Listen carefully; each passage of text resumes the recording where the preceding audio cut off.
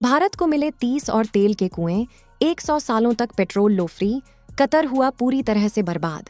1 अरब 40 करोड़ भारतीयों को कुदरत ने दिया बड़ा तोहफा, 8 भारतीय नेवी अफसरों की कुदरत ने सुन ली दुआएं। जी हाँ दोस्तों, जो कतर 8 भारतीय नेवी अफसरों को फांसी की सजा देने जा रहा है, अब उसके होश ठिकाने आ गए हैं।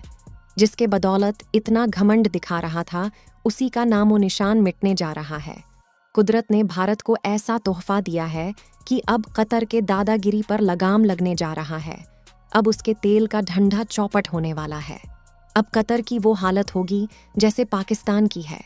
अब तो भारत कतर को कटोरा लेकर भीख न मंगवा दे, तब तक शांत नहीं बैठेगा। ऐसा इसलिए कह रहे हैं क्योंकि कतर की 70% इकोनॉमी तेल और गैस पर डिपेंड है।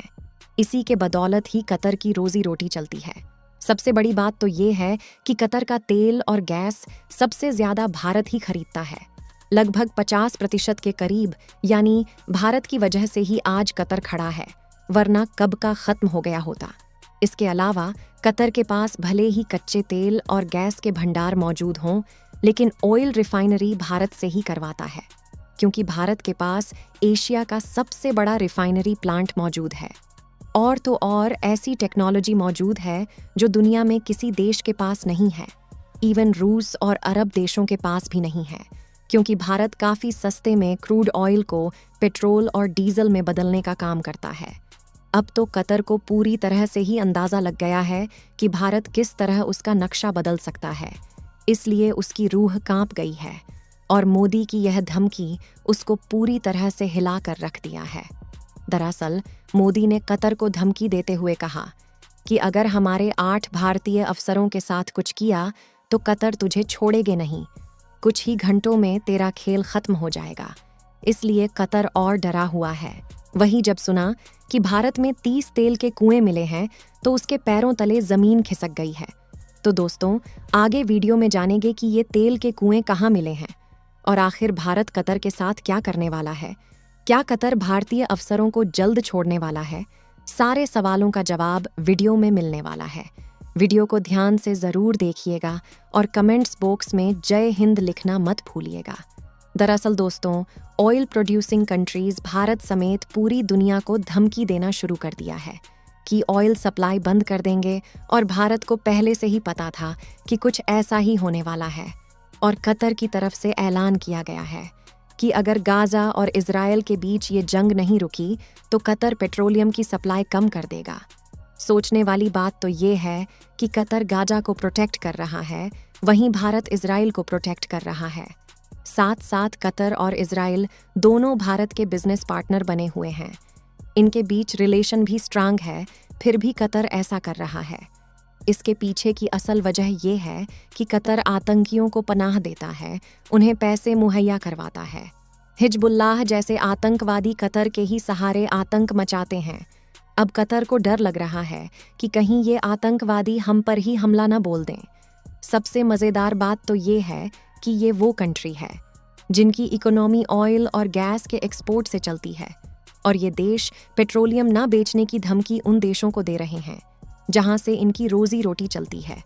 सबसे हैरानी वाली बात तो ये है कि ये धमकी ऐसे वक्त पर आ रही है जब दुनिया के बड़े बड़े देश हाइड्रोजन फ्यूल, सीएनजी, एथेनॉल और बैटरी पावर व्हीकल्स पर जोर देना शुरू कर दिए हैं।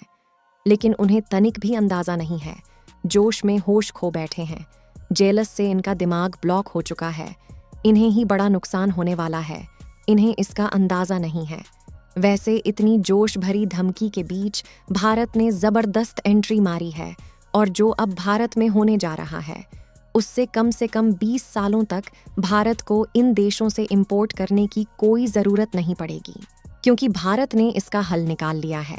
दरअसल अंडमान के एक्सक्लूसिव इकोनॉमिक जोन यानी EEZ में 70 बिलियन टन के करीब ऑयल और गैस भंडार की पुष्टि हुई है।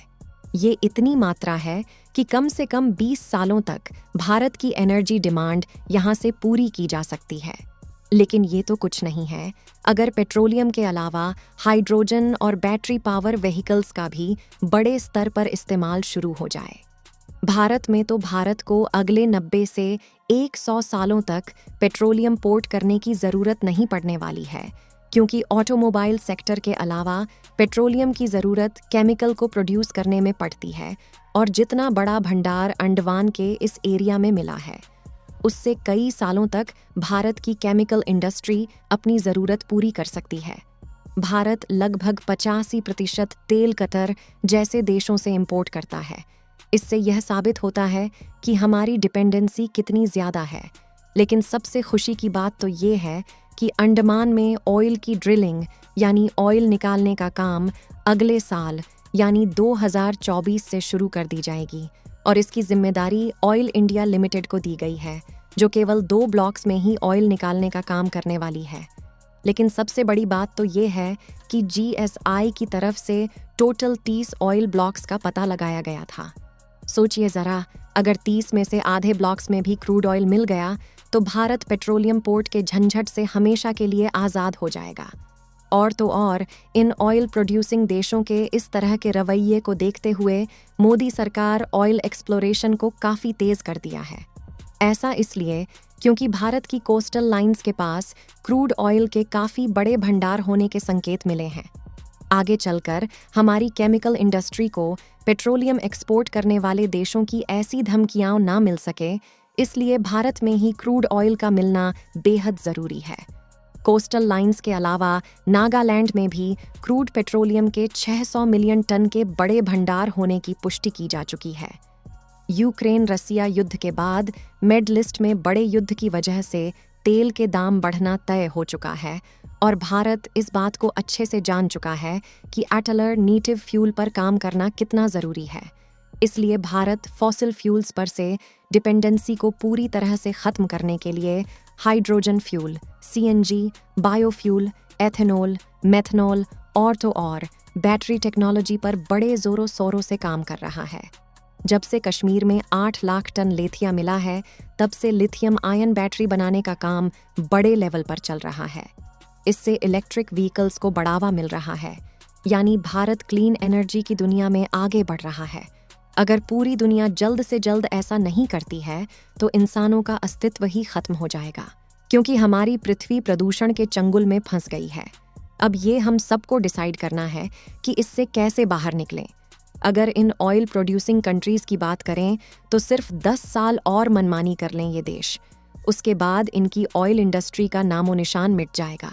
इसके बाद एनर्जी को लेकर भारत अपने नियम खुद बना सकेगा, साथ ही साथ पूरी दुनिया पर राज कर सकेगा और मोदी के आत्मनिर्भरता की स्ट्रैटेजी को पूरा किया जा सकेगा। अगर 8 भारतीय अफसरों की रिहाई की बात करें तो भारत कतर को पूरी तरह से जकड़ रखा है। कतर में भारतीय नौसेना के पूर्व अफसरों को मौत की सज़ा सुनाए जाने का मुद्दा गरमाया हुआ है। अब नज़र सरकार पर है कि वो कूटनीतिक स्तर पर क्या कदम उठाती है। यह मामला इसलिए भी महत्वपूर्ण है क्योंकि कतर में भारतीय समुदाय की अच्छी खासी आबादी है। पिछले दिनों कतर में भारतीय नौसेना के 8 पूर्व कर्मियों को मौत की सज़ा सुनाई गई। सरकार इस मामले में कूटनीतिक स्तर पर प्रयास कर रही है ताकि भारतीयों की रिहाई हो सके, लेकिन कतर की अदालत के इस फैसले की टाइमिंग पर सवाल उठ रहे हैं। यह संदेह गहरा रहा है कि कहीं हमास या पाकिस्तान की मदद के लिए तो यह सब नहीं किया जा रहा। दोस्तों, आपको क्या लगता है कि कतर की कैद में बंद भारतीयों को छुड़ा पाएगा मोदी? हमें कमेंट बॉक्स में लिखकर ज़रूर बताइएगा। साथ ही अगर आपको ये इन्फॉर्मेशन और वीडियो पसंद आई हो तो मेरी एक छोटी सी रिक्वेस्ट है कि नीचे दिए गए सब्सक्राइब बटन को प्रेस कर बेल आइकन को ज़रूर दबा लें, जिससे हमारी डेली वीडियो आप तक सबसे पहले पहुंच सके। मिलेंगे हम आपको एक नई और इंटरेस्टिंग वीडियो में। तब तक के लिए वंदे मातरम। भारत माता की जय।